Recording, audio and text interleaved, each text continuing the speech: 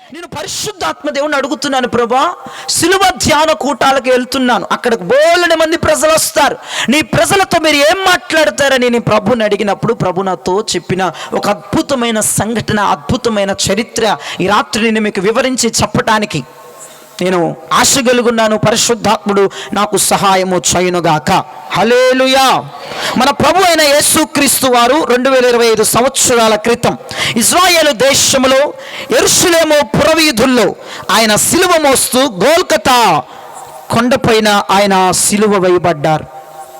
ఇదంతా మనకి తెలిసిన చరిత్ర. యేసుక్రీస్తు శరీరధారిగా ఉన్న రోజుల్లో ఆయన ఎక్కువగా సిలువ గురించి ప్రస్తావించిన సందర్భాలు మనం చూస్తాం. ఆయన శరీరధారిగా ఉన్న రోజుల్లో ఆయన సిలువ గురించి మాట్లాడడం మనం చూస్తాం. 3.5 సంవత్సరాలు యేసు భూమి మీద సేవ చేశారు. ఆ సేవ చేసిన దినాల్లో తరచుగా సిలువ ప్రసంగాలు చేశారు, సిలువ మీద వర్తమానాలు చేశారు, సిలువ గురించి మాట్లాడారు తన ప్రజలతో. వినండి ప్రియ దైవజనమ, చాలా జాగ్రత్తగా. ఆయన సిలువ గురించి ఎక్కువగా ప్రసంగాలు చేస్తూ, ఎక్కువగా వర్తమానాలు చేస్తూ ఉన్నారు.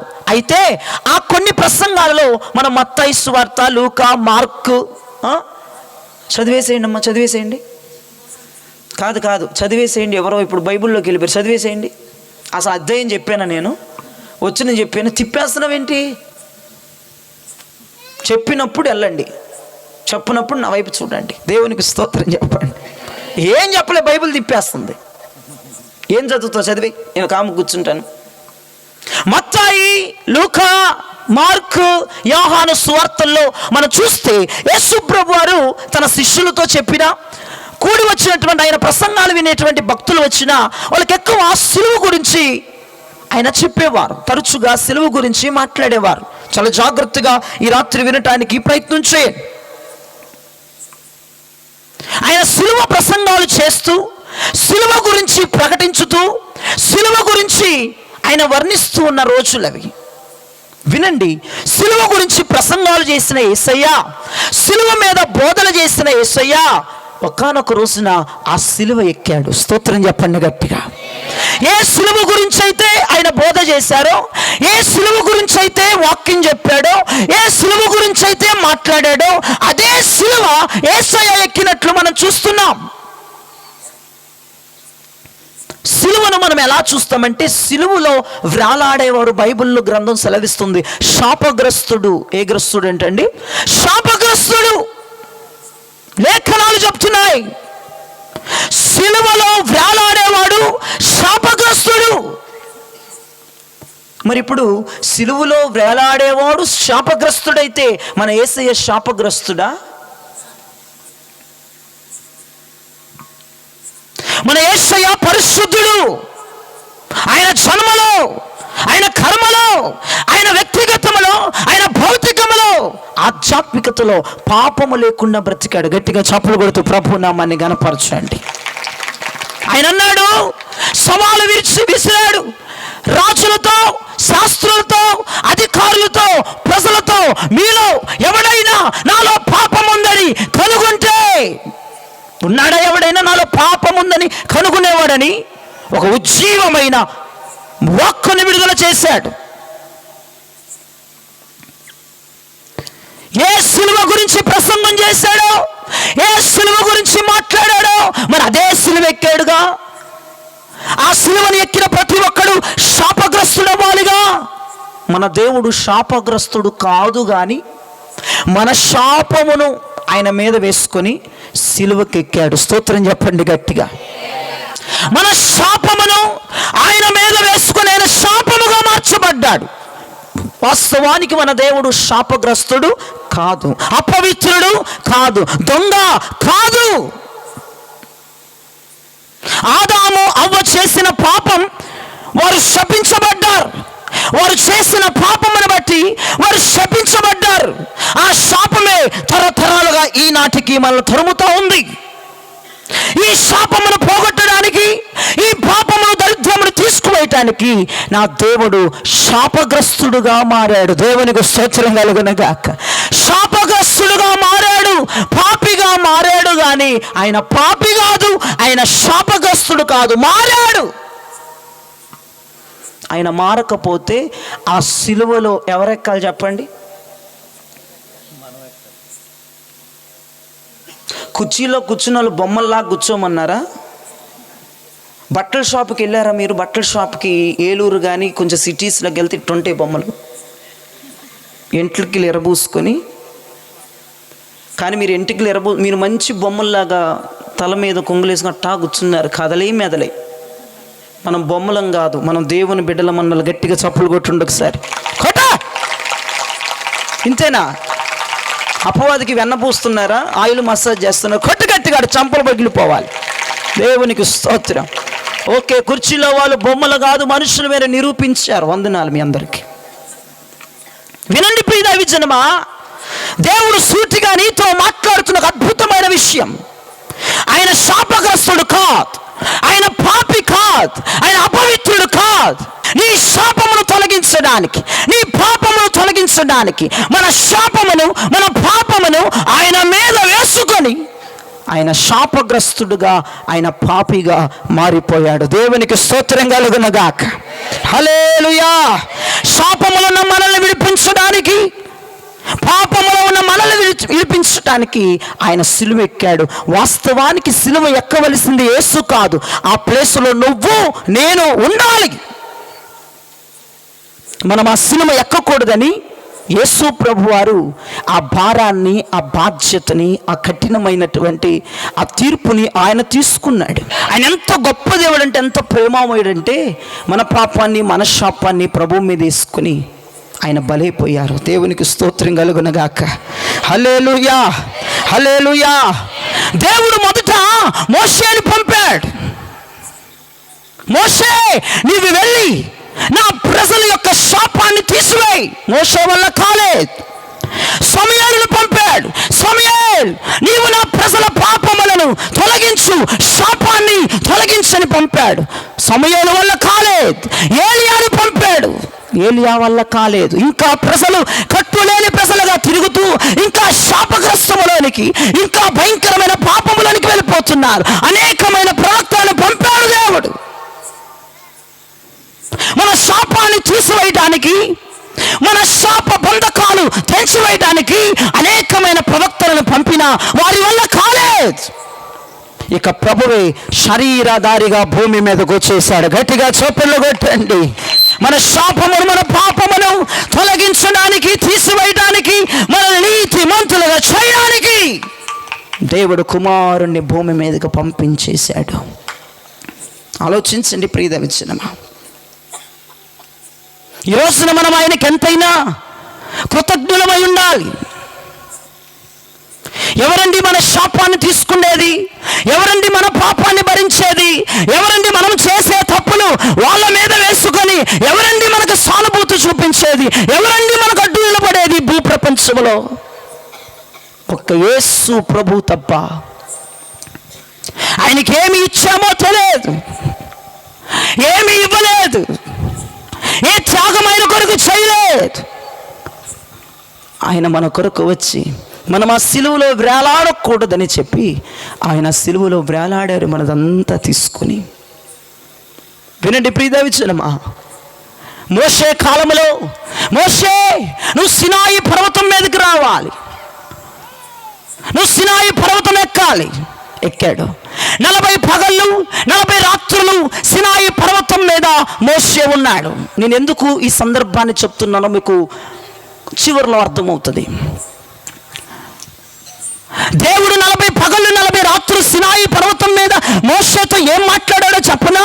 పరలోకమందు ఒక గుడారం ఉంది, ప్రత్యక్షపు గుడారం. ఆ పరలోకములో ఒక మందిరం ఉంది, అది భూమి మీద కట్టాలి మోషే నీవు అని 40 పగళ్ళు 40 రాత్రులు పరలోకములో ఉన్న ప్రత్యక్షపు గుడారాన్ని, మందిరాన్ని చూపించాడు మోషేకి. యాజ్ ఇట్ ఈజీగా ఇలానే కట్టాలి. 40 దినాలు అయిపోయింది. 41వ రోజు కిందకు వచ్చాడు. ఇక వచ్చిన తదుపరి దేవుడు ఏ మందిరాన్ని చూపించాడో అది భూమి మీద కట్టడం ప్రారంభించాడు. స్తోత్రం చెప్పండి గట్టిగా. యాజ్ ఇట్ ఈజీగా ఏ కొలతలతో, ఏ కొలమానతో ప్రభు మందిరాన్ని చూపించాడో అదే కొలతలు, అదే మోషే ప్రత్యక్షపు గుడారమును భూమి మీద కట్టాడు. కట్టి ముగించిన తర్వాత ఒక అద్భుతమైన సంఘటన జరిగింది. మందిరం కట్టబడింది, మందిరం పూర్తి చేయబడింది, మందిరం అంతా కంప్లీట్ చేయబడింది. చేయబడిన తర్వాత దేవుని సన్నిధిలో నుంచి ఒక బలమైన మహిమ ప్రత్యక్షపు గుడారములకు దిగి వచ్చింది. గట్టిగా చప్పలు కొట్టండి దేవునికి. ప్రత్యక్షపు గుడారములోనికి, బలిపీఠం మీదకి దేవుని మహిమ దిగి వచ్చింది, దేవుని అగ్ని దిగి వచ్చింది. దేవుని మహిమ ఎప్పుడు దిగొచ్చిందో తెలుసా? మందిరము పూర్తయిపోయిన తర్వాత. స్తోత్రం చెప్పండి గట్టిగా. వినండి, నా సబ్జెక్టు పట్టుకోవాలి. ఈ రాత్రి సబ్జెక్టు గనక మీరు మర్చిపోతే వాక్యం మీకు అర్థం అవ్వదు. మోషే మందిరాన్ని కట్టి ముగించిన తర్వాత, అంతా కంప్లీట్ అయిపోయిన తర్వాత, అంతా ముగించేసిన తర్వాత ఆ పరలోకముల నుంచి దివ్యమానమైన అగ్ని దిగి వచ్చేసింది మందిరంలోనికి. ఆయన ప్రచండమైన శక్తి దిగి వచ్చింది, ఆయన మహిమ దిగి వచ్చింది, ఆయన ప్రభావం దిగి వచ్చింది. సగం కట్టినాక దిగొచ్చిందా, పూర్తిగా కట్టినాక దిగొచ్చిందా? అసలు ఆ పిల్లోడు ఎవరు పిల్లోడు? సగం కట్టినాక దిగొచ్చిందా మహిమ, పూర్తి కట్టినాక దిగొచ్చిందా? బొమ్మలు చెప్పాలి, కుర్చీలో కూర్చున్న వాళ్ళు చెప్పాలి. పూర్తి కట్టినాక వచ్చిందా, సగం కట్టినాక వచ్చిందా? మందిరం పూర్తయింది, మందిరం పూర్తిగా కట్టబడిపోయింది. అప్పుడు దేవుని మహిమ మందిరం మీదకి వచ్చింది. దేవునికి స్తోత్రం చెప్పండి గట్టిగా. అలా కొన్ని సంవత్సరాలు గడిచిన తర్వాత సొలొమోను రాజు, ఎవరండి ఆయన?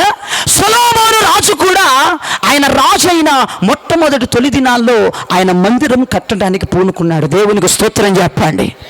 ఆయన రాజవంగాల్లే మందిరం కట్టడానికి పూనుకున్నాడు. సొలొమోను రాజు అద్భుతమైన మందిరాన్ని కట్టాడు. ఏమండి, మనము గోడలకి పెయింట్ సున్నం వేస్తాం, కానీ సొలొమోను రాజు ఏం చేశాడో తెలుసా? గోడలకి గోల్డెన్ పూత పూయించాడు. స్తోత్రం కలుగును గాక.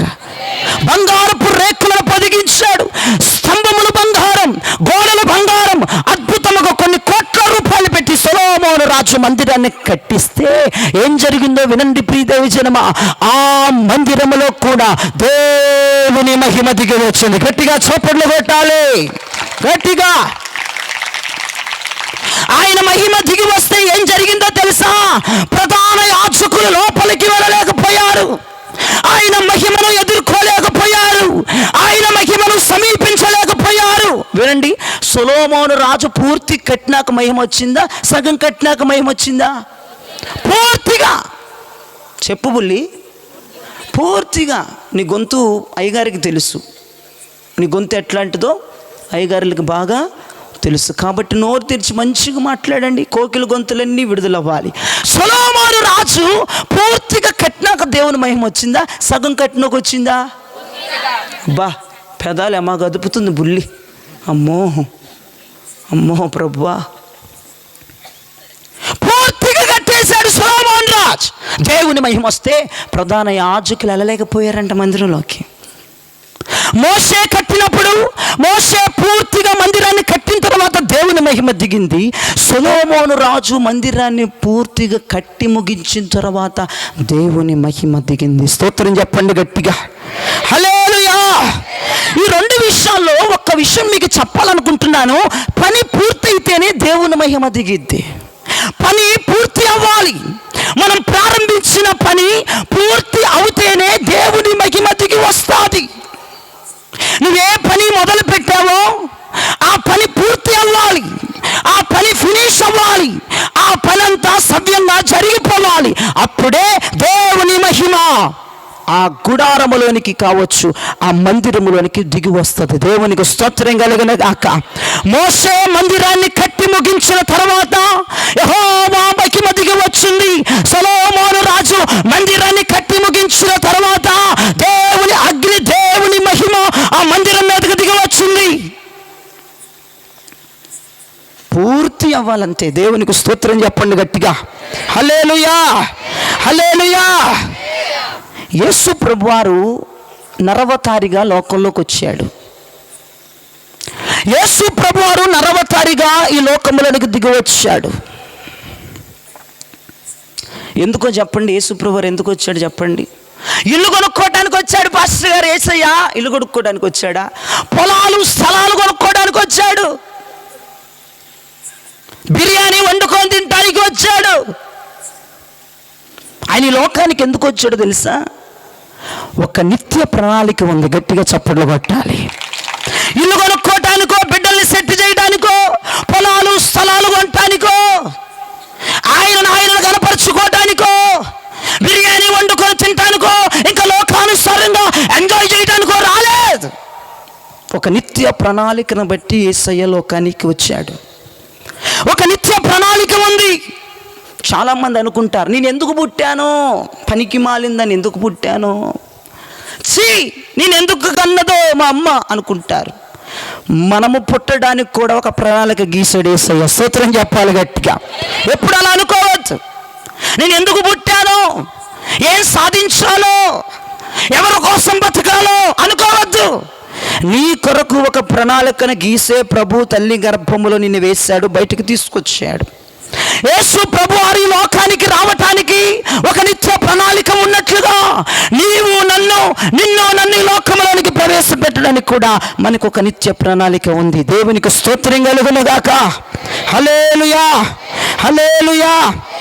యేసు ప్రభు వారు ఈ భూమి మీద ఎన్ని సంవత్సరాలు ఉన్నారమ్మా?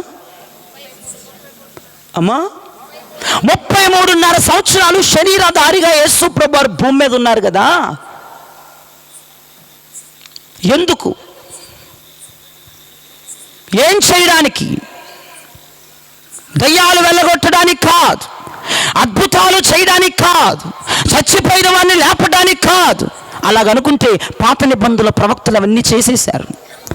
అద్భుతాలు చేశారు, స్వస్థతలు చేశారు, చనిపోయిన వారిని సైతం పాత నిబంధన భక్తులు ప్రవక్తలు లేపారు. సూర్యచంద్ర నక్షత్రములను ఆపివేశారు. ఆయన ఈ లోకానికి వచ్చింది దయ్యములను వెళ్ళగొట్టడానికో, అద్భుతములు చేయడానికో, మహత్వ కార్యాలు చేయడానికో కాదు. ఒక సరి అయిన ప్లాన్తో వచ్చాడు. సిలువ మరణమును చెందటానికి భూమి మీదకు వచ్చాడు. ఆయన గట్టిగా చప్పట్లు కొట్టాలి. ఒక నిత్య ప్రణాళికను కలిగి ఉన్నాడు. సిలువ మరణమును పొందడానికి ఆయన భూమి మీదకు వచ్చారు. దేవునికి స్తోత్రం చెప్పండి గట్టిగా. హల్లెలూయా, హల్లెలూయా. సిలువ త్యాగం చేయడానికి ఎవరి కోసం చేయాలి త్యాగం? ఎవరి కోసం? ఇది ఎవరి కోసమో, ఈ జనుల కోసమే, ఈ జగతి కోసమే. ఎవరి కోసం అంటే అది? ఇది నా కోసమే, ఇది నీ కోసమే. సిలువలో సాగింది యాత్ర, కరుణామయుని దయగల పాత్ర. సిలువలో సాగింది యాత్ర, కరుణామయుని దయగల పాత్ర. ఇది ఎవరి కోసమో, ఈ జగతి కోసమే, ఈ జనుల కోసమే. ఇది నీ కోసమే, ఇది నా కోసమే. సిలువలో సాగింది యాత్ర, కరుణామయుని దయగల పాత్ర. సిలువలో సాగింది యాత్ర, కరుణామయుని దయగల పాత్ర. హల్లెలూయా. నిద్రపోతున్న వాళ్ళు గట్టిగా స్తోత్రం చెప్పండి. లే, పడుకుంటున్నావు ఇప్పుడే. ఈరోజు పడుకోకూడదు. దేవునికి స్తోత్రం కలుగును గాక. నిద్రపోతున్న చెప్పంగానే చేతులు ఎత్తుతున్నారు. దేవుడు మాట్లాడుతుండగా నిద్ర అనే ధైర్యం పోవును గాక. యేసు నామములో నీకు విడుదలిచ్చే వర్తమానం ఇది. వినండి, దేవుడికి ఒక నిత్య ప్రణాళిక ఉంది. ఆయన భూమి మీదకి సాదా సీదాలో రాలేదు. ఆయన వచ్చింది ఎందుకంటే సిలువ త్యాగాన్ని చేయడానికి. ఆ త్యాగం ఎవరికయ్యా? యేసయ్యా నువ్వు ఎందుకు వచ్చావు? వచ్చా సిలువ ఎందుకు ఎక్కుతున్నావు? ఇదంతా ఎవరి కోసం అంటే ఆయన అంటాడు, ఇది నీ కోసమే బిడ్డ, నీ కోసమే. ఇది నీ పిల్లల కోసం, నీ భర్త కోసం, ఇది నీ కోసం. ఆ సిలువ త్యాగం నా కోసమే, నా భర్త కోసమే, నా పిల్లల కోసమే అన్నోళ్ళు ఒప్పుకోండి. చేతుల పైకి స్తోత్రం చెప్పండి ఒకసారి. మన కోసమే కదండి. నీ కోసమే ఎగ్జాక్ట్లీ దేవుడు సిలువ త్యాగాన్ని చేశాడు. వినండి, యేసు ప్రభువాని సిలువేసిన తర్వాత ఉదయం 9 గంటల నుంచి 3 గంటల వరకు సిలువలో వేలాడుతూ ఒక 7 అద్భుతమైన మాటలు మాట్లాడారు. ఇప్పుడు ఆ 7 మాటలు చెప్పనవసరం లేదు, మనం చెప్పుకోనవసరం లేదు, కానీ అందులో ఒక చక్కని మాట ఉంది. ఆయన 7 మాటలు పలికాడు. 7 మాటల్లో ఒక మాట పలికాడు, సమాప్తమాయెను. చెప్పండి ఏమన్నాడు? సమాప్తమాయెను, సమాప్తమాయెను. నేను వచ్చిన పని చెప్పండి, నేను వచ్చిన పని అది సమాప్తమైందని చెప్పండి చాలు. మీకు చిన్న మాట ఇచ్చాను. నేను వచ్చిన పని, అందరూ చెప్పాలి, నేను వచ్చిన పని, నేను వచ్చిన కార్యం, నేను చేసిన త్యాగం సమాప్తమైంది. నేను వచ్చిన పని నేను సంపూర్తి చేశాను. నేను వచ్చిన పని ముగించాను. మధ్యలో ఆ పని ఆపేస్తే సమాప్తమైందని అంటాం మనం. యేసు ప్రభువారు ఏ పని మీద భూమి మీదకి వచ్చాడో ఆ పని అంట ఏమైందట? సమాప్తమాయెను. నేను చేయాలనుకున్న కార్యం సమాప్తమాయెను అంటే పూర్తయిపోయింది అని అర్థం. నేను పూర్తిగా చేసేసాను. వినండి ప్రియదేవి జనమ, ఇప్పుడు మీకు అర్థమవుతుంది. మోషే మందిరాన్ని కట్టి పూర్తి చేసిన తర్వాత దేవుని మహిమ దిగొచ్చింది. సొలొమోను రాజు మందిరాన్ని కట్టి పూర్తి చేసిన తర్వాత దేవుని మహిమ దిగి వచ్చింది. మరి యేసు ప్రభువారు సిలువ త్యాగం ద్వారా ఆయన పని సమాప్తం చేసిన తర్వాత ఏం జరిగింది అనేది రాత్రి మనకు కావాలి. మోషే మందిరాన్ని కట్టి సంపూర్ణం చేసినాక దేవుని మహిమ వచ్చిందని చెప్పుకున్నాం. సొలొమోను రాజు మందిరాన్ని కట్టి ముగించిన తర్వాత దేవుని మహిమ వచ్చిందని చెప్తున్నాం. మరి దేవుడు తన వచ్చిన పని సంపూర్తి చేశాడు. ఏం జరిగింది మరి అమ్మా? ఏంటిది? మీకు తెలిస్తే నోరు తెరు, లేకపోతే ఎందుకు అది ఏదైంది సొనుగుడు ఎందుకు? వినపడకుండా చెప్తారు కొంతమంది. ఆడే చెప్తాడులే తర్వాత తీసుకుపోయి అన్నట్టుగా. మరి మేమే చెప్పాలి, ఏం చేస్తాం? చెప్పండి. మోషే మందిరాన్ని కట్టి ముగించినాక ఏమొచ్చిందండి పైనుండి? గట్టిగా చెప్పాలి, దేవుని మహిమ వచ్చింది. సొలొమోను రాజు మందిరం కట్టి పూర్తయిపోయిన తర్వాత ఏమొచ్చిందండి? దేవుని మహిమ వచ్చింది. మరి యేసు ప్రభువారు సిలువ త్యాగాన్ని బట్టి ఆయన పని సమాప్తమైంది అన్నాడు కదా. మరి ఏం జరిగింది? యేసు ప్రభువారు పని పూర్తయిందిగా. మోషే పని పూర్తయితే అద్భుతం జరిగింది.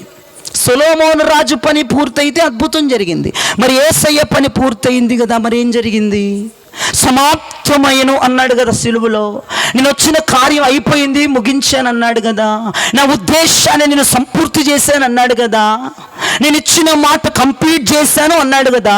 మరి ఏం జరిగింది చూడండి, వాక్యంలోనికి వెళ్దాం. మత్తయి సువార్త 27వ అధ్యాయం 50వ వచనాన్ని చదువుగా విందాం. నేను త్వరగా చెప్పి ముగిస్తాను. మత్తయి సువార్త 27వ అధ్యాయం 50వ వచనాన్ని చదువుగా విందాం. యేసు మరలా బిగ్గరగా కేక వేసి ప్రాణము విడిచెను.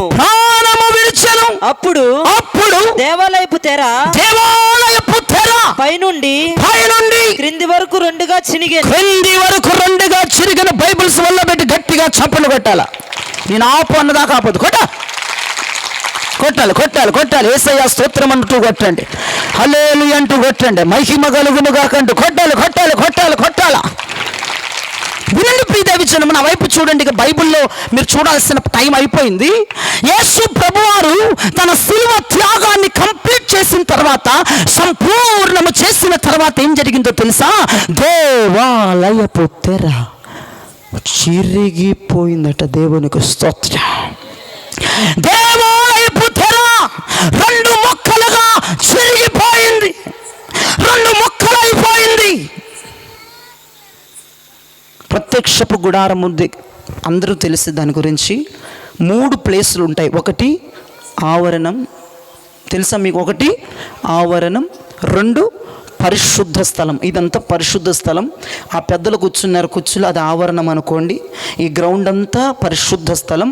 ఈ స్టేజి అతి పరిశుద్ధ స్థలం. వినండి చాలా జాగ్రత్తగా. పరిశుద్ధ స్థలానికి, అతి పరిశుద్ధ స్థలానికి ఒక అడ్డ తెర ఉంది. ఈ అతి పరిశుద్ధ స్థలము కనపడదు. ఎందుకో తెలుసా? అడ్డ తెర ఉంది. ఇక్కడ మమ్మల్ని మీరు చూడలేరు, అడ్డ తెర ఉంది. అయితే యేసు ప్రభు వారు వచ్చిన కార్యం ముగించిన తర్వాత ఏం జరిగిందంటే, ఆయన శిలువ త్యాగము చేసి ఇక సమాప్తమాయను అన్నప్పుడు ఏం జరిగిందంటే, పరిశుద్ధ స్థలానికి, అతి పరిశుద్ధ స్థలానికి మధ్య ఉన్నటువంటి అడ్డతెర రెండుగా చీలిపోయినట్టు గట్టిగా చప్పట్లు కొట్టాలి యేసయ్యకి.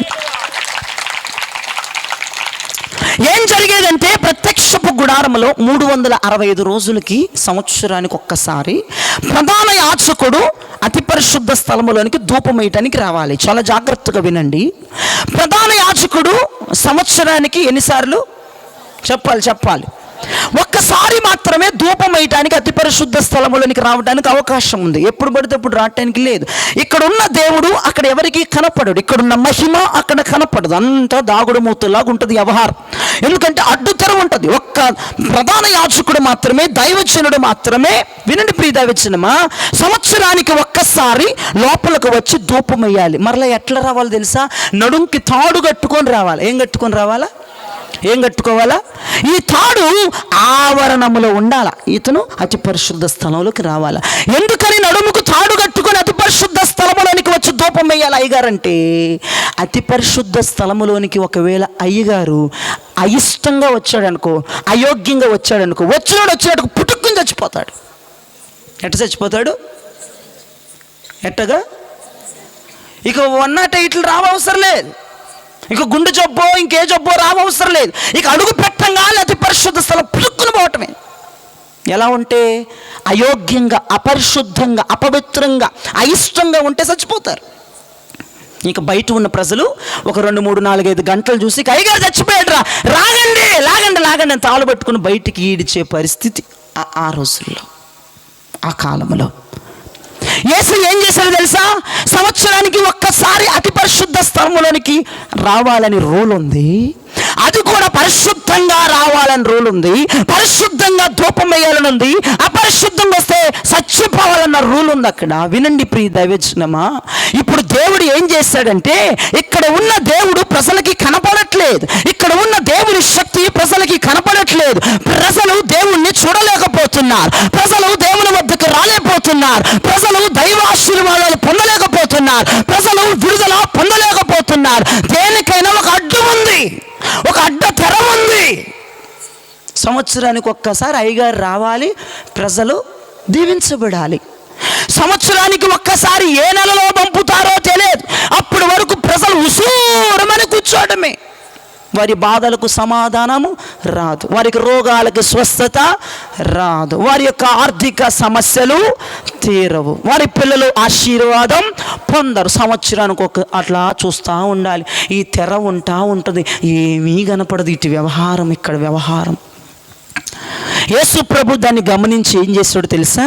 ఆయన శిలువ త్యాగము ద్వారా, ఆయన చేసి ముగించిన పని ద్వారా ఇక్కడ కట్టబడిన అడ్డతెర రెండుగా చీల్చివేసి దేవుని ముఖము మనము చూచున్నట్లుగా గట్టిగా చప్పట్లు కొట్టాలి.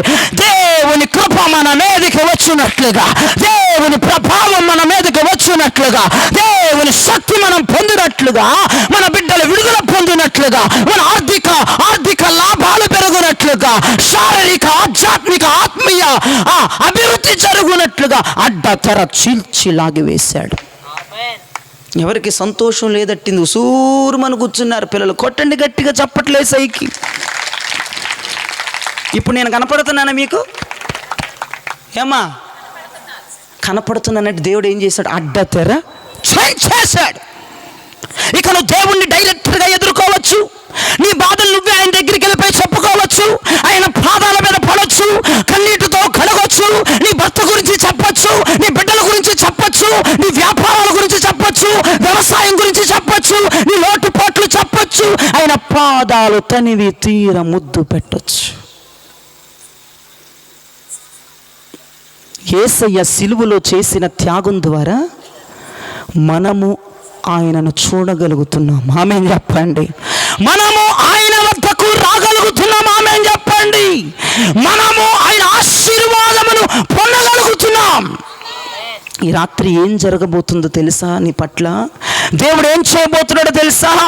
నీకు దేవునికి ఉన్న అడ్డుతెర, నిన్ను దేవుణ్ణి నీకు కనబడనివ్వకుండా, ఆశీర్వాదం రానివ్వకుండా, శుభములు కలగనివ్వకుండా, దైవ ప్రత్యక్షతను పొందనివ్వకుండా, వినండి వినండి వినండి వినండి, ఆర్థికంగా, శారీరకంగా, భౌతికంగా, ఆధ్యాత్మికంగా, ఆత్మీయంగా అభివృద్ధి పొందనివ్వకుండా ఏ అడ్డు తెర అయితే ఉందో, దేవుని ముఖమును నీకు కనబడనివ్వకుండా, దేవుని వద్దకు రానివ్వకుండా, ఆయన మేలును అనుభవించనివ్వకుండా ఏ అడ్డు తెర నీకు ఆయనకి మధ్యలో ఉందో, ఆయన చేసిన పని ద్వారా, ఆయన ముగించిన పని ద్వారా ఈ రాత్రి అడ్డు తెర రెండుగా చీలి పడిపోయింది. గట్టిగా కొట్టు చప్పట్ల.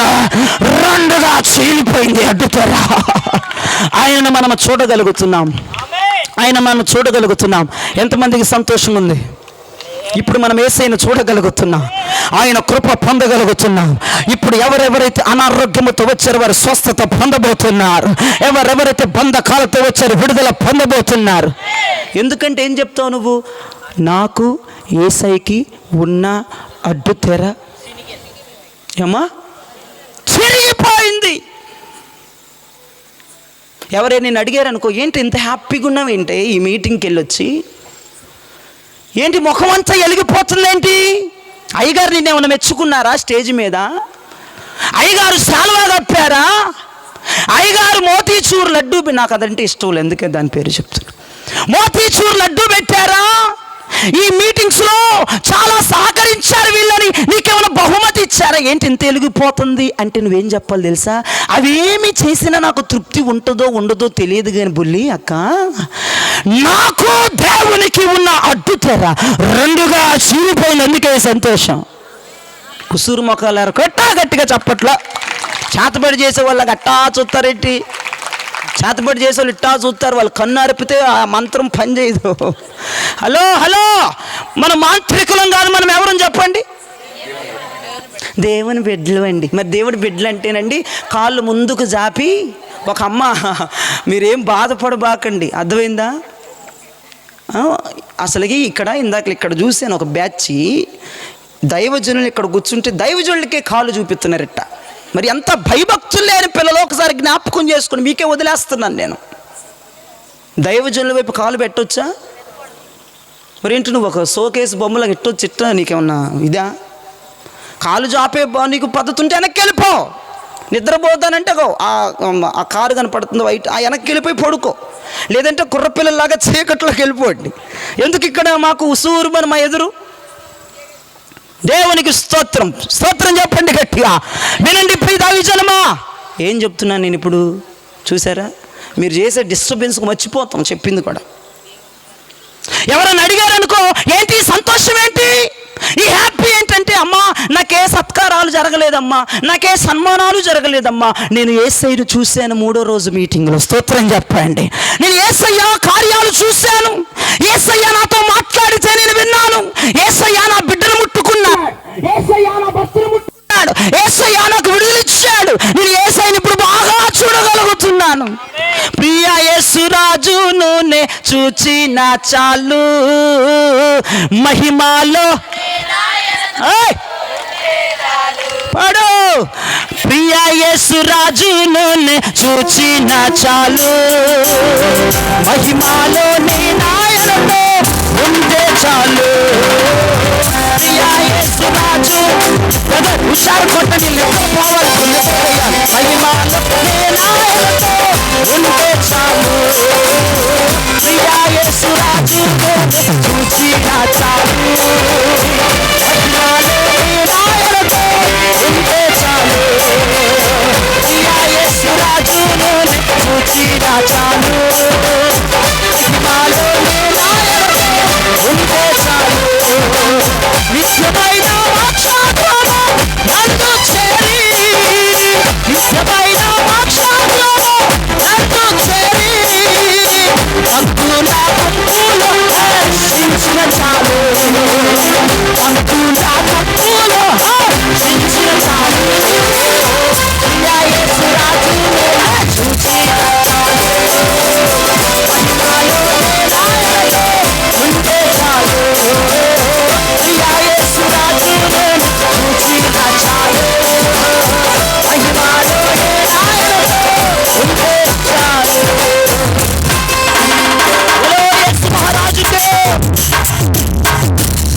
పాస్టర్ గారు నాన్నగారు ఒక మాట చెప్పారు నాకు, అయ్యా పాటలు ఎక్కువ పాడని. నాకు అర్థం కాలేదు, కానీ ఇప్పుడు అర్థమైంది, నిద్రపోయే వాళ్ళ కోసం పాడమన్నారు నాన్నగారు అని. పాట ఉంటే కొంతమందికి బండి ముందుకి వెళ్ళదు. ఒకటి నేర్చుకుందామండి, వాక్యం చేత హృదయాన్ని నింపేసుకోవాలా. స్తోత్రం చెప్పండి గట్టిగా. ఈ పాటలు నిద్రపోయే వాళ్ళ కోసం, నేనేమి ఇంటి దగ్గర ప్రిపేర్ అయ్యి రాలే. ఈ పాటలు కొంతమంది ఇట్లా ఇట్లా ఇట్లా పడిపోతుందా వెనక్కి, కుర్చీలోంచి ఇట్లా ఇట్లా తూలిపోతున్నారు. మంచిది, మనం దేవుని సన్నిధిలో ఉన్నాం. జ్ఞాపకం చేసుకోండి, ఈ 3వ రాత్రి మీటింగ్లో దేవుడు ఏదో నీ పట్ల ఒక అద్భుతాన్ని చేయబోతున్నాడు. ఎందుకో తెలుసా? ఆయన చేసిన త్యాగం ద్వారా ఏం చిరిగిపోయింది? రాత్రి అడ్డు తెర చిరిగిపోయింది. మోషే మందిరాన్ని కట్టి ముగిస్తే దేవుని మహిమ వచ్చింది. సొలొమోను రాజు మందిరాన్ని కట్టి ముగిస్తే దేవుని మహిమ వచ్చింది. మరి దేవుడు తన పనిని ముగిస్తే ఏం జరిగింది అంటే, మొదటి కార్యము, నాకు దేవునికి మధ్య ఉన్న అడ్డు తెర చిరిగిపోయింది. నాకు దేవునికి మధ్య ఉన్న ఆ యొక్క అడ్డు బండ తొలగిపోయింది. చీకటి మార్గాలు తొలగిపోయాయి. వెలుగు మార్గంలో వెళ్ళబోతున్నాం. వెలుగు మన మీదకు వచ్చేసింది రాత్రి. మన యేసయ్య ఎంత గొప్పోడంటే ఆయన నిన్ను చూడలేకుండా ఉండలేకపోతున్నాడు మన యేసయ్య. స్తోత్రం చెప్పండి గట్టిగా. నేను నా బిడ్డలు చూడాలి, నేను నా బిడ్డల ముఖంలో ముఖం పెట్టి చూడాలి, నేను నా బిడ్డలకి సహాయం చేయాలి, నేను నా బిడ్డలను దీవించాలి, నేను నా బిడ్డలు అభిషేకించాలి, నేను నా బిడ్డలు బలపరచాలి అనుకున్నట్లుగానే ఆయన ఏ పని మీద వచ్చాడో ఆ పని పూర్తి చేశాడు. శిలువ త్యాగాన్ని పూర్తి చేశాడు. ఇప్పుడు దేవుని ముఖము మనకు తేటగా కనపడుతుంది. నీకు ఎప్పుడు బాధ వస్తే ఎప్పుడు యేసయ్య దగ్గరకు వచ్చేయచ్చు, ఎప్పుడు కష్టం వస్తే ఎప్పుడు యేసయ్య దగ్గరకు వచ్చేయచ్చు, ఎప్పుడు బలహీనత అయితే అప్పుడు యేసయ్య దగ్గరకు వచ్చి, అయ్యా నా బలహీనత దయా అని చెప్పుకునే అవకాశం దేవుడు మనకు అనుగ్రహించారు. హల్లెలూయా, హల్లెలూయా. నేనైతే సంతోషంగా నమ్ముతున్నాను, ఈ రాత్రి జయరాజుకి దేవునికున్న అడ్డు తెర, ఈ రాత్రి కొప్పాక ప్రాంతానికి దేవునికి ఉన్న అడ్డు తెర, ఈ రాత్రి ఇతర ప్రాంతములకు దేవునికి అడ్డు ఉన్న అడ్డు తెర, నీ భర్తకి దేవునికి ఉన్న అడ్డు తెర, నీ భార్యకి దేవునికి ఉన్న అడ్డు తెర, నీ కుమారుడికి దేవునికి ఉన్న అడ్డు తెర, నీ కూతురికి దేవునికి ఉన్న అడ్డు తెర రెండుగా చీల్చి పడేశాడు దేవుడు. రెండుగా చీల్చి వేశాడు, రెండుగా చీలిపోయింది. హల్లెలూయా, హల్లెలూయా. ఎంతమంది సంతోషంగా ఉన్నారో దేవునికి చేతులెత్తి గట్టిగా స్తోత్రం చెప్పండి. దేవునికి స్తోత్రం. హల్లెలూయా. అడ్డు తెర ఏమైపోయిందండి? రెండుగా. ఇంకేం జరిగిందో చూడండి, అక్కడ ఉంది. ఇంకేం జరిగింది? 51-52లో ఉంది చూడండి. అప్పుడు దేవాలయపు తెర పైనుండి చిరిగిపోయింది, క్రిందికి రెండుగా చినిగెను. భూమి వణికింది, బండలు బద్దలైపోయాయి, సమాధులు తెరవబడ్డాయి. స్తోత్రం చెప్పండి గట్టిగా. ఏం చేయబడ్డాయట? మోషే పని పూర్తి చేసినాక సమాధులు తెరవబడ్డాయా? చెప్పాలి. సొలొమోను రాజు పని పూర్తి చేసిన తర్వాత సమాధులు తెరవబడ్డాయా? తెరవబడలేదు. యేసు ప్రభు పని పూర్తి చేసిన తర్వాత సమాధులు తెరవబడ్డాయి. సమాధులు తెరవబడ్డాయి. మృతులు సజీవులుగా, పరిశుద్ధులు సజీవులుగా సమాధుల్లో నుంచి లెగిచారు. దేవునికి స్తోత్రం కలుగునుగాక. రెండవ కార్యం ఏం చేయబోతున్నాడో తెలుసా? ఆయన శిలువ త్యాగాన్ని చేసి ముగించటం ద్వారా ఏ శక్తులైతే నిన్ను పట్టి బంధించాయో, ఏ సమాధిలోనికైతే వెళ్ళిపోయావో, ఏ చీకటిలోనికైతే వెళ్ళిపోయావో, ఈ రాత్రి ప్రభు రెండవ శుభవార్తను విడుదల చేస్తున్నాడు. నిన్ను పట్టి బంధించిన సమాధులు విడుదల కాబోతా ఉన్నాయి. నిన్ను పట్టి బంధించిన మాంత్రిక శక్తులు విడుదల కాబోతా ఉన్నాయి. నిన్ను పట్టి బంధించిన ప్రతి చీకటి వదిలిపెట్టి పారిపోతా ఉంది. గట్టిగా చప్పట్లు కొట్టి యేసయ్యని మహిమపరచండి. యేసయ్యకి కొట్టాలి, గట్టిగా యేసయ్యకి చప్పట్లు కొట్టాలి. దైవజనులు కాదు, యేసయ్యకి కొట్టాలి. ఆయన పని పూర్తి చేసిన తర్వాత యేసయ్య రెండో కార్యం, సమాధులు తెరవబడ్డాయి. సమాధిలో ఉన్నవారు లేచారు, పరిశుద్ధులు లేచారు. ఒకవేళ అడిగితే, సమాధిలో ఉన్నవారులారా మీరు ఎందుకు లెగవట్లేదు, మీరు ఎందుకు బంధించబడి ఉన్నారు? అని వారిని అడిగితే వారు అంటారు, యేసయ్య ఒక ప్రణాళిక మీదకి భూమి మీదకి వచ్చారు. ఆ ప్రణాళిక చేసి ముగించగానే సమాధులు బద్దలవుతాయి, మేము సజీవులుగా బయటకు లెగుస్తాం. దేవునికి స్తోత్రం కలుగునగాక. ఈ రాత్రి ఒక శుభవార్త ఏంటో చెప్పనా, ఈ రాత్రి ఒక అద్భుతమైన వార్త ఏంటో చెప్పనా, నిన్ను ఏ సమాధి అయితే పట్టి బంధించిందో అది ఏదైనా కావచ్చుగాక. ఆర్థిక సమాధిలోనికి వెళ్ళిపోయావు, మానసికంగా శారీరకంగా కుమిలిపోయే సమాధిలో బంధించబడ్డావేమో, వెలుగు లేక చీకటి సమాధిలో బంధించబడ్డావేమో. నా యేసు ప్రభువారు అంటున్నారు, నేను చేసి ముగించిన పని ద్వారా నిన్ను సంవత్సరాలు పట్టి బంధించిన సమాధులు ఓపెన్ అవుతున్నాయి. గట్టిగా చప్పట్లు కొట్టాలి. పట్టి బంధించిన సమాధులు ఓపెన్ అవుతున్నాయి. నువ్వు చక్కగా జీవంతో బయటికి లాగబోతున్నావు. గట్టిగా చప్పలు కొట్టండి యేసయ్యకి. హల్లెలూయా, హల్లెలూయా. యేసయ్యా పని చేసి ముగించటం ద్వారా 2 కార్యాలు. ఒకటి, అడ్డు తెర చిరిగింది. 2, సమాధులు తెరవబడ్డాయి. చేతులు యేసయ్యకి మంచి స్తోత్రం చెప్పండి గట్టిగా. హల్లెలూయా. యేసయ్య సిలువ త్యాగం చేయకపోతే సమాధులు తెరవబడేయా? మన బంధకాలు ఊడేయా? మనల్ని పట్టుకున్న దయ్యపు దౌష్టిక శక్తులు వదిలేయా? కాదు. యేసయ్య సిలువ త్యాగం చేయకపోతే ఆయనకి మనకు ఉన్న సంబంధం ఎలాగ కుదిరేదా? మనం దేవునికి దగ్గరగా వచ్చేవారమా? దేవునితో మాట్లాడేవారమా? ఫ్రీగా మన బాధలని చెప్పుకునేవారమా? లేదు. ఆయన సమాధి త్యాగం చేయబట్టి, సిలువ త్యాగం చేయబట్టి ఈ కార్యాలు మన జీవితంలో ప్రభు జరిగిస్తున్నారు. స్తోత్రం చెప్పండి నమ్మిన వారు. హల్లెలూయా, హల్లెలూయా, హల్లెలూయా. చాలా మందికి సిలువ విలువ తెలియదు. దేని విలువ తెలియదు అంటండి? గట్టిగా చెప్పాలి.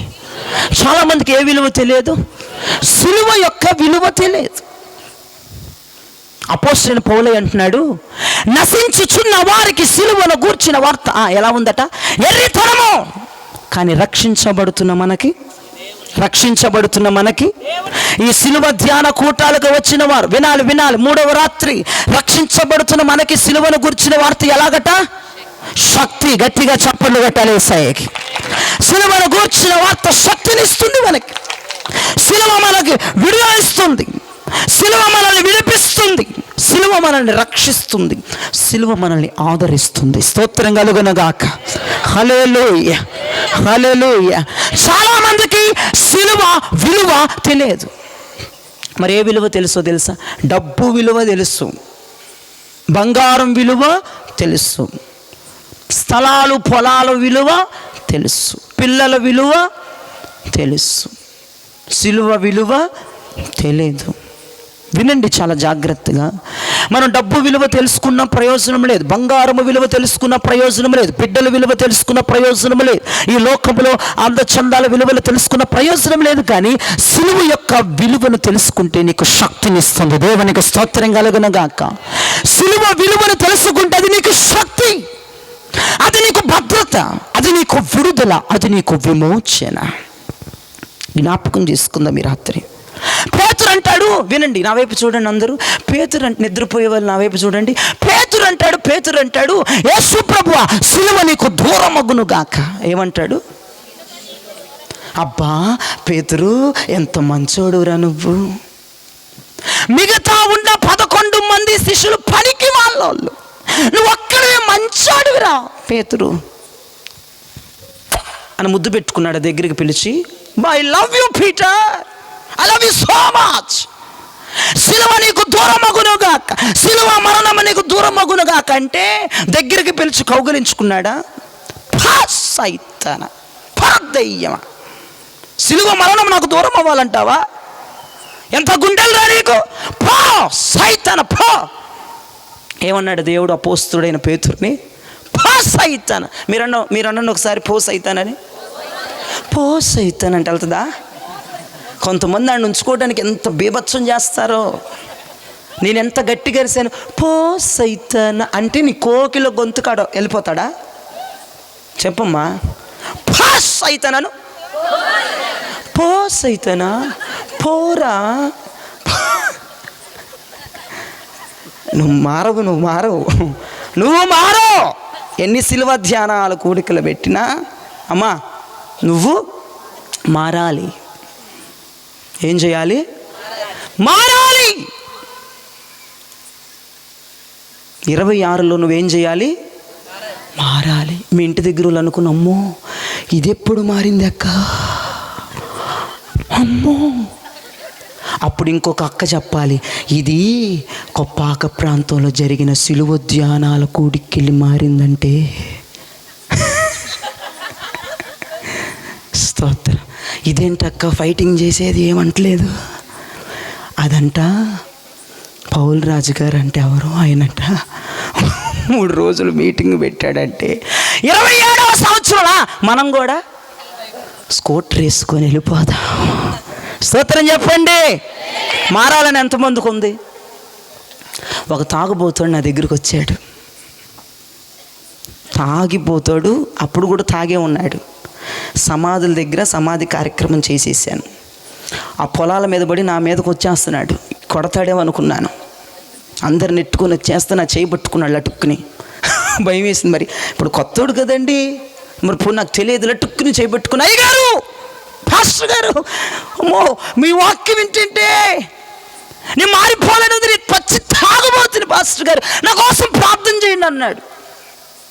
ఎంత కుళ్ళుబోతోళ్ళు ఏంటి, చప్పట్లు కొట్టరేంటి మీరు కుళ్ళుబోతోళ్ళు? ఇల్లు కొనుక్కున్నామంటే అది కాదు కార్యం. కొంపలు అందరూ కొంటారు, రేపు నువ్వు కొంటావమ్మా. మారాలనిపించిందంటే ఒక తాగుబోతు వ్యక్తికి. నేను ఆయన మనసు మార్చే సువార్త ఏం చేయలేదు. సమాధి కార్యక్రమానికి వెళ్ళి సమాధి కార్యక్రమం గురించి మాట్లాడాను. లటుక్కుని చేయబట్టుకుని అంటాడు. నిజంగా ఆయన మాటనంగాల్ని, ప్రభువా ఇక్కడ ఒక ఆత్మను మీరు పట్టుకున్నందుకు స్తోత్రం. బ్రతుకు మారాలి, జీవితం మారాలి, కుటుంబం మారాలి. మార్పు లేని జీవితాలు వ్యర్థం. మారని ప్రార్థనలకు వచ్చిన వ్యర్థం. ఈ రాత్రి నువ్వు మార్పుతో తిరిగి వెళ్ళాలి. నీ ఏరియాలో నువ్వు బాగా నీ నోట్లో నోరేస్తే అమ్మో అని ఏమైనా పేరు ఉందా నీ ఏరియాలో? ఆ పేరు ఈ రాత్రి నుంచి పోబోతుంది. ఆడవాళ్ళు చెప్పాలా? ఆడవాళ్ళ మగవాళ్ళేం తక్కువ కదా ఉండి నీ దగ్గరికి వస్తున్నాను. అమ్మో దీని నోట్లో నోరేయకూడదే, అదేదంటే జరిగింది. సొప్పనా తినోరు, ఏ నోరట అమ్మో అని ఒక్కొక్కరిని చూస్తే వేరొక సందులోంచి వెళ్ళిపోతారు. అది పెద్ద నువ్వు బడాయిగా ఫీల్ అయిపోతావు. అది ఎంత భయపడుతున్నారు. అది యాశాలు కాదండి, దేవుని బిడ్డలు ఉన్న లక్షణాలు కాదు. దేవుని బిడ్డలు గయ్యాలితనంగా ఉండకూడదు. వినండి ప్రియ దైవజనమా, సమాధులు ఈ రాత్రి తెరవబడుతున్నాయి. స్తోత్రం చెప్పండి గట్టిగా. హల్లెలూయా. సిలువ విలువ తెలుసుకోండి, మారు మనసు పొందండి. దేవుడు సిలువ త్యాగం చేసింది మన పాపాన్ని, శాపాన్ని ఆయన మీద వేసుకొని ఒక అద్భుతమైన విడుదల మనకి ఇవ్వటానికి. మారాలన్న వాళ్ళందరూ గట్టిగా చప్పట్లు కొట్టండి ఒకసారి. అయ్యా నాకుంది పాస్టర్ గారు. మంచిది మంచిది. నీకు నీ మనస్సులో ఆ ప్రేరేపణ వస్తే చాలు. యేసయ్య అన్నాడు, ఆవగింజ విశ్వాసం ఉంటే చాలు, అద్భుతం చేస్తాను. మారాలి అన్న చిన్న ఆశ ఉంటే చాలు. చాలామంది తల్లులు ఉన్నారయ్యా, నా పిల్లలు మారలేదయ్యా, నా భర్త మారలేదయ్యా. ఈ రాత్రి వారిని దేవుడు మార్చబోతున్నాడు. స్తోత్రం చెప్పండి గట్టిగా. హల్లెలూయా. పేతురు అంటాడు, సిలువ మరణము నీకు దూరమగునుగాక. పో సైతాన పోరా. చివరికి ఒక్కసారి అనండి, పో సైతానని. మీరు మారరు, మీరేం చేయరు. కోకిల గొంతు వద్దని చెప్పాను, నేను కూడా పో సైతాన్ అనొచ్చు. ఆయన్ని గద్దిస్తే ఇప్పుడు మీరు అరిచే శబ్దానికి నేను ఆ సందెమ్మడి పడి పారిపోతుంది చూడాలి దెయ్యాలు. ఈ పొలం గట్లలో అరటి చెట్లు దాటి వెళ్ళిపోవాలి, ఇటు ఈ పొలాల్లో పడి పోవాలి దెయ్యాలు. మీరు అరిచే అరుపు కట్టు ఉండాలా? చెప్పండి. అదే అట్నుంచి ఒక గుంపు పారిపోయింది, ఇప్పుడు సేనా గుంపు. స్తోత్రం చెప్పండి గట్టిగా. ఇక ఈ గుంపులో ఇక సేనా దయ్యాలు ఉన్నాయి. 2000 కంటే ఒక్కొక్కళ్ళు దయ్యాలు ఎక్కువ ఉన్నాయి. చెప్పండి, మీరు గట్టిగా చెప్పండి, గట్టిగా అనండి, ఇంకా అనండి. అది పోరా దుర్మార్గుడు, రాను పాస్ అవుతానా? నా క్యారెక్టర్ని బ్యాట్ చేస్తున్నావు దయ్యం, అప్పో నాకు ఇజ్జత్తు తీస్తున్నావు రాను పో. అది ఎవడు అడిచాడు ఇప్పుడు దయ్యం వాడి. చూసారండి, ఒక్కొక్కళ్ళ నుంచి వెళ్ళిపోతున్నాయి. పేతురు అన్నాడు, అంటే శిలువ మరణము నేను చేయకపోతే అడ్డు తెర చెరగదు, శిలువ మరణము నేను చేయకపోతే సమాధులు తెరవబడవు, శిలువ మరణమే రాకపోతే పునరుద్ధానం లేదు. పేతురు, నీలో ఉన్న దయ్యం మాట్లాడుతుందిరా, ఆ దయ్యాన్ని పొమ్మని అంటున్నాడు పేతురు. నీ ఆలోచన మంచిది కాదురా పేతురు. నేను శిలువ మరణం చేస్తేనే నా ప్రజలకు నేను దగ్గర అవుతాను, నేను శిలువ మరణం చేస్తేనే సమాధులు తెరవబడతాయి, నేను శిలువ మరణం చేస్తేనే పునరుద్ధానమై తిరిగి లెగుస్తాను అన్నాడు దేవుడు. ఆ శిలువ మరణము చేసి రాత్రి యావత్తు క్రైస్తవ ప్రజలకి, ప్రపంచమునకు దేవుడు ఒక మహా విడుదలను ప్రకటిస్తున్నాడు. రాత్రి గట్టిగా చప్పలు కొట్టాడు, గట్టిగా గట్టిగా ప్రభునామాన్ని గనపరచండి. ఇక చివరిగా 5 నిమిషాలు మాత్రమే టైం తీసుకుంటాను. ఆపేయండి అన్న వారు చేయి చూపించండి. ఇద్దరు ఎత్తారు, వెనక ఉండండి, లాస్ట్లో నేను మీతో మాట్లాడతాను.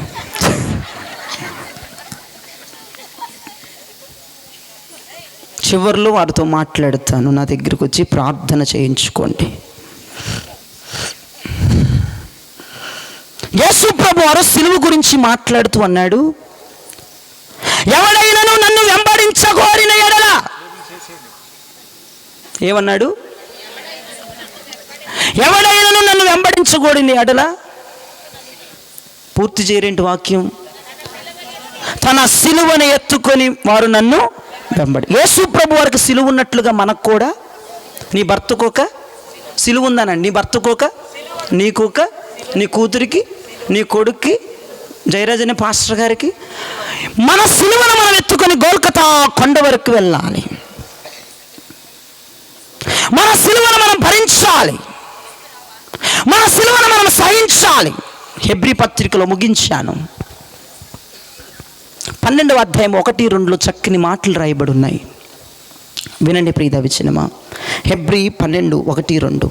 ఇంత గొప్ప సాక్షి సమూహం మేఘం వలె మనలను ఆవరించి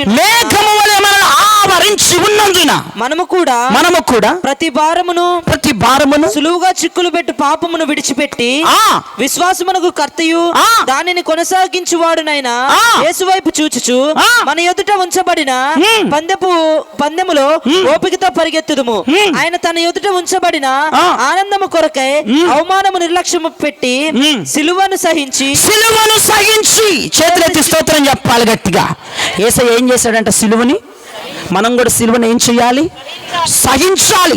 సిలువంటే బాధలు, సిలువంటే నిందలు, సిలువంటే అవమానం, సిలువంటే దౌష్టికం, సిలువంటే అక్రమాలు, సిలువంటే గొడవలు, సిలువంటే తలకాయలప్పులు, సిలువంటే అప్పులు, సిలువంటే నిందలు, సిలువంటే అపరాజయం, ఓటమి. మనం వీటన్నిటిని ఏం చేయాలంట? సహించాలి. స్తోత్రం చెప్పండి. మనం వీటన్నిటిని సహించాలి. యేసు ప్రభువారు వీటన్నిటిని సహించారు. మనము కూడా వీటన్నిటిని సహిస్తే యేసయ్య ఏం చేస్తాడో చూడండి. దాని పక్కన చదువునానా త్వరగా. యేసయ్య ఏం చేస్తాడు? సిలువను సహించి దేవుని సింహాసనం యొక్క కుడిపార్శ్వమున ఆసీనుడై ఉన్నాడు. గట్టిగా చప్పట్లు కొట్టండి. బైబిల్లో పెట్టాలి. గట్టి కొట్టాలా. బాబా ఎంత మంచి మాట.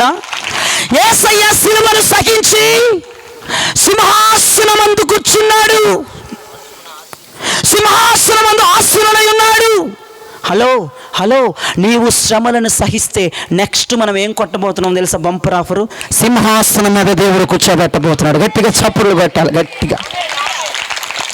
నీవు శ్రమలను సహిస్తే నీ భర్త పెట్టే టార్చర్ నువ్వేం చేయాలి? ఈ రోజు నుంచి విడాకులు ఇచ్చేస్తాను అని అనొచ్చా?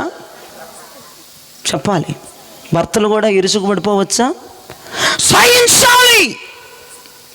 సహిస్తే మీరందరికీ ఒక మాట గుర్తు రావాలి. పరలోకంలోనంట కింద కూర్చోవడానికి ఉండవంట.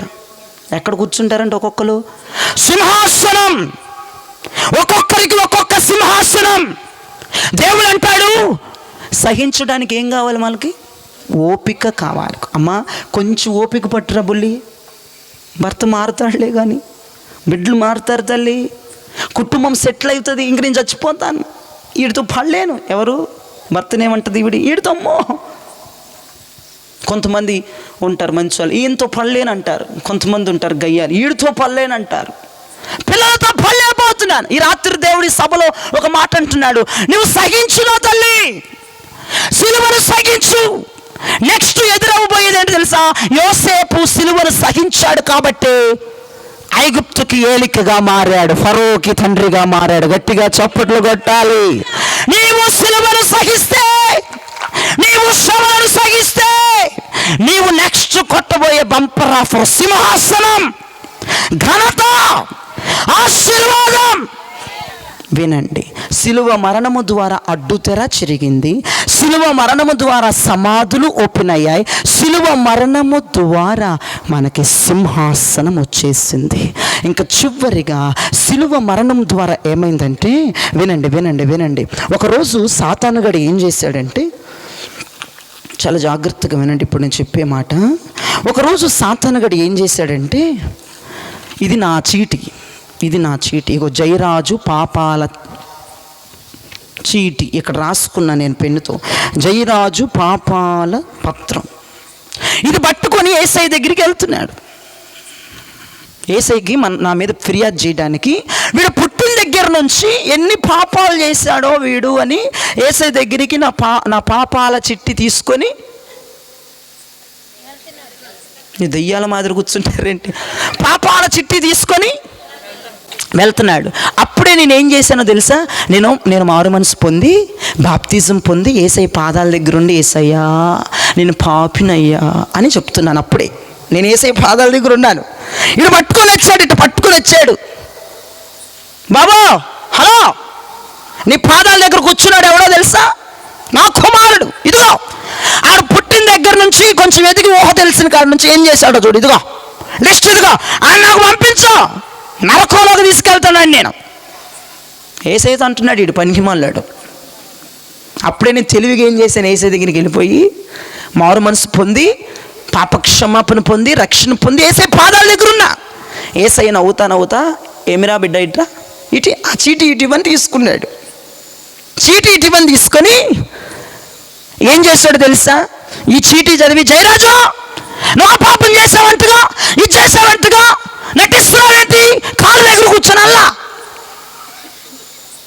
నన్ను తిట్టలా. యేసయ్య ఏం చేశాడు తెలుసా? ఆడి చేతుల నుంచి తీసుకొని ఈడు అనుకుంటున్నాడు, పనికిమాల సైతాన్ గారు అనుకుంటున్నాడు, ఈ జయరాజు గారు ఇప్పుడు ముట్టికాయలు పడతాయి, ఈ నటిస్తున్నాడు ఈడు, ఆయన దగ్గర కూర్చొని నటిస్తున్నాడు, యేసయ్య బాగా తల్లి నాకు అప్పచెప్తాడని ఈడు అనుకుంటున్నాడు. పేపర్ ఇచ్చేశాడు, నా పాపాల చిట్టి ఇచ్చేశాడు. యేసయ్య పేపర్ తీసుకొని సిలువకు మేకులు పెట్టి కొడుతున్నాడు. గట్టిగా చప్పట్లు. సిలువకు కొడుతుంటే, హలో హలో హలో బాబు యేసయ్య, హలో సిలువకు కొడుతున్నావేంటి, లే ఇటీవో చుట్టూ ఇటీవో చిరిగిపోద్ది అని ఈడంటున్నాడు. సరేనని మేకులు తీసి చీటీ తీశాడు. ఇంక వీడికి ఇస్తున్నాడేమో అనుకున్నాడు పాపం వాడు. యేసయ్య ఏం చేశాడు తెలుసా? ఆడి చేతికి ఇవ్వకుండా ఈ రుణపత్రాన్ని చింపేశాడు. గట్టిగా చప్పట్లు కొడుతూనే ఉండాలి, మీరు గట్టిగా చప్పట్లు కొడుతూనే ఉండాలి. హలో యేసయ్య, చింపేస్తావేందయ్యా నువ్వు, పోరా పో, వీడు నా కుమారుడు, చింపోతలు పడేశాడు. నీ మీద నా మీద ఉన్న రుణపత్రాన్ని చింపేశాడు. గట్టిగా చప్పట్లు కొట్టాలి. మా నీతివంతులుగా చేశాడు, నిందారహితులుగా చేశాడు యేసయ్య. దేవునికి స్తోత్రం కలుగును గాక. ఈరోజు రాత్రి యేసయ్య దగ్గరకు వచ్చిన ప్రతి ఒక్కరి రుణపత్రాలు చింపేశాడు. నమ్మిన వాళ్ళు గట్టిగా చప్పట్లు కొట్టండి, చేతులు పైకెత్తి. నేను నీతిమంతులుగా తిరిగి వెళ్తున్నాను మీటింగ్లో నుండి, నిందారహితులుగా వెళ్తున్నాం. యేసయ్య నన్నేమీ అనలేదు. ఐ లవ్ యూ యేసయ్య అనండి. నాకెళ్ళి చూసి చెబుతారు ఎవరైనా ఐ లవ్ యూ అని? ఎవరికెళ్ళి చూసి చెప్పాలి? చూసి చెప్పు. అమ్మో, నీ ప్రేమ కొరకు ఎదురు చూస్తున్నాడట ఆయన. సులమతి అంటది, ప్రియుడా త్వరగా రమ్ము, పల్లెలకు పోదాం, పట్టణాలకు పోదాం, నా ప్రేమ సూచన నీకు నేను చూపిస్తానని ఒక ప్రియుడితో అంటుంది. మన బంధం అద్భుతమైన బంధం. దేవునికి స్తోత్రం. చివరిగా అయిపోయింది. ఇక మొదటిగా సిలువ త్యాగం ద్వారా ఏం జరిగింది? అడ్డు తెర చిరిగింది. రెండవది సిలువ త్యాగం ద్వారా ఏం జరిగింది? సమాధులు తెరవబడ్డాయి. మూడవదిగా సిలువ త్యాగం ద్వారా ఏమొచ్చింది? సింహాసనము వచ్చింది. నాలుగవదిగా సిలువ మరణము ద్వారా మన రుణపత్రాలు బాకీలన్నీ దేవుడు తీర్చేశాడు. గట్టిగా చప్పట్లు కొట్టి యేసయ్య నామాన్ని గనపరుద్దాం. హల్లెలూయా.